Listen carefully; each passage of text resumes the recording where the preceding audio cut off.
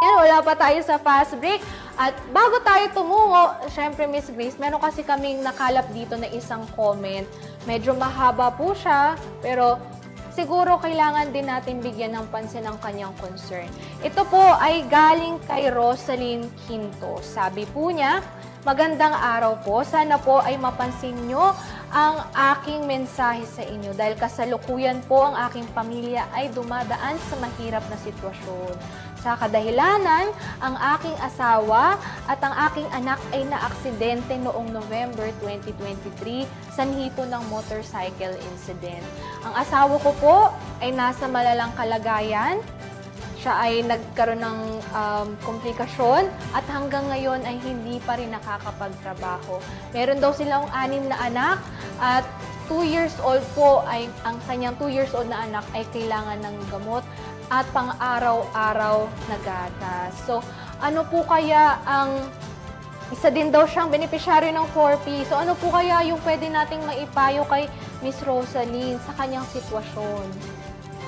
Ito naman yung binibigyan natin lagi ng emphasis. Hindi lang naman to 4Ps. Yes. Yung maaari nilang pagkuhanan ng tulong. Kagaya niyan kung may kagiyak na pangangailangan, mayroon naman din programa ang DSWD, yung Assistance to Individual in Crisis Situation or AICS, na kung saan nagbibigay din naman tayo ng medical assistance, financial assistance kung para ito sa mga gamot. Yes. And then kung may kakulangan pa din sa pagkain, meron naman nabibigay, meron din programa ang lokal na pamahalaan, nagbibigay din sila ng pinansyal na tulong. Ngayon, kung kailangan din niya na may makausap, psychosocial intervention naman, binibigay din niya ng AICS natin. Yes. Ang importante po, anong pangalan ni Nanay? Rosaline. Nanay Rosaline, makipag-ugnayan po tayo doon sa ating city or municipal link. Raise nyo lang po kung ano yung mga kinakailangan ninyong karagdagang tulong maliban din sa cash grants na nakukuha sa 4P upang kayo po ay ma-refer din sa iba pang programa ng DSWD or din sa appropriate agency or opisina na maaari pang makadagdag doon sa pangangailangan po ng inyong pamilya. Hangad ko rin po yung paggaling ng inyong anak at ng inyong anak. Yes. So, ayan, narinig nyo po mula kay Miss Grace, hindi lamang po isang programa ang maaaring makatulong sa inyo mga ka-4P. So kung kayo po ay may mga pinagdadaanan or dumadaan sa krisis, maaari po kayong lumapit sa ating sa mga DSWD field offices, regional offices para naman dumulog sa programang AICS. Doon po siguro hindi lang medical, hindi lang panggamot or food assistance. Depende po yan sa assessment ng social workers sa inyo kung anong mga assistance ang pwedeng makuha nyo. So, sana po nakatulong ang advice namin sa inyo ni Miss Grace. At ayan, Miss Grace, that's the first half pa lang ng ating programa. Alam ko, ready ka na para sa ating 4Ps fast break. Ako na tayo sa exciting part. Yes, ito na nga ang exciting part. Dahil excited na rin si Miss Grace at alam ko ang ating mga ka-4Ps na nakatutok ngayon ay excited na rin na masagot ang kanilang mga katanungan. Huwag na natin patagalin pa. Miss Grace, ready ka na ba? Ready? Ayan na. Pwesto na po kami para sa ating 4Ps fast break. Muli po, bibigyan po namin kayo ng 1 minuto at 30 segundo para sagutin ang mga katanungan ng ating mga ka-4Ps. Ready, Miss Grace? Ready na. Your timer starts now. Tanong mula kay Jerry Altacue, sabi niya, may pag-asa pa bang makuha ang aming payout dahil mula 2016 ay wala kaming nakuhang payout? Ano pong dapat namin gawin? May possibility pero kailangan balikan yung records nila kasi baka meron silang finish guarantee or baka naman yung kanilang pera ay nasa kanilang account, hindi lang na-withdraw. Pangalawang tanong mula kay Drosini, sabi niya, maaari bang idagdag sa isang household na beneficiary ng 4Ps ang anak kahit na iba ang apelyido nito? Depende po kung siya ay nakadeclare na anak ng household po. Sunod na tanong mula kay Enengski, sabi niya, mayroon po bang makukuha ang pamilya kapag ang beneficiary ng 4Ps ay namatay na? Kapag yung namatay ay yung grantee, maaari lang namang ilipat, lalo na kung meron pang nilomonitor na bata din sa pamilya.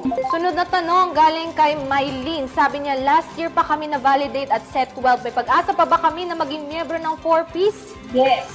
Tanong naman galing kay Ronette Sabela, sabi niya, paano ang mga Code 21? Kailan kaya kami magiging active? Antayin lang po ang paabiso ng 4Ps NTM. Huling tanong mula kay Maria Teresa, totoo bang kahit ang mga pumanaw na ay nananatili pa rin miyembro ng 4Ps? Ang miyembro ng 4Ps ay hindi lang isang tao. Household po yan. Kaya kahit namatay, kung meron pang minomonitor na bata dun sa loob ng sambahayan, may posibilidad na sila ay beneficiary. And that's your questions for our 4Ps Fast Break. Pero bago po ang lahat, alam ko kasi marami dun sa ating mga katanungan is parang maaari pang bigyan ng mas malalim na explanation, mas malalim na kasagutan. Meron po ba kayong mga tanong na gustong balikan at sagutin or to further explain yung mga naging sagot nyo kanina? Balikan ko lang yung sa namatay kanina. Kapag ka po household grantee or kahit sino man sa miyembro ng pamilya monitor child ay namatay, sila lang po yung nawawala. Pero hindi ibig sabihin, matatanggal na po sila sa programa. Lalo na kung meron pang ibang batang pwedeng ma-monitor. Kasi yung monitor child natin, hanggang 3 naman yan. Yes. At kung yung grantee naman ang namatay, pwede lang pong ilipat. Ibig sabihin yung grantee po na tinatawag natin, siya po yung pinaka-adult doon sa pamilya na may hawak or sa kanya nakapangalan yung account. Pero kapag may mga anak pa siya or may mga bata pa doon sa loob ng sambahayan, tuloy-tuloy lang yung kanilang benepisyo na matatanggap. Doon naman po sa mga set-12 natin, pakiantay lang po yung announcement na manggagaling mula sa Pantawid Pamilyang Pilipino Program kung kailan po ma-activate yung kanilang pagiging beneficiary ng Pantawid. Hintay-hintay And lang. then, yung isa kanina, siguro yung balikan natin yung since 2016, Yes. baka kinakailangan i-check doon sa land bank. Kasi baka nandoon pa yung pera ninyo, hindi lang po nagagalaw. Yeah. I advise you po na makipag-usap sa City Municipality or pwede po kayong mag-message sa amin sa 0918-912-2813. Pakibigay lang po yung pangalan at saka household ID number at saka yung concern para po ma-check natin yung profile ninyo at matignan din yung account ninyo kung ano ang status. Ayan. Salamat, Miss Grace. At sana nalinawan ang ating mga ka-4Ps. Ayan, bago matapos ang ating programa, Miss Grace, meron po ba kayong mga panghuling mensahe para sa ating mga ka-4Ps na nakasubaybay ngayon? Ayan, maraming salamat, Venus. Maraming salamat din po sa lahat ng sumusubaybay sa atin sa programang ito, lalong-lalo na sa mga 4Ps beneficiaries.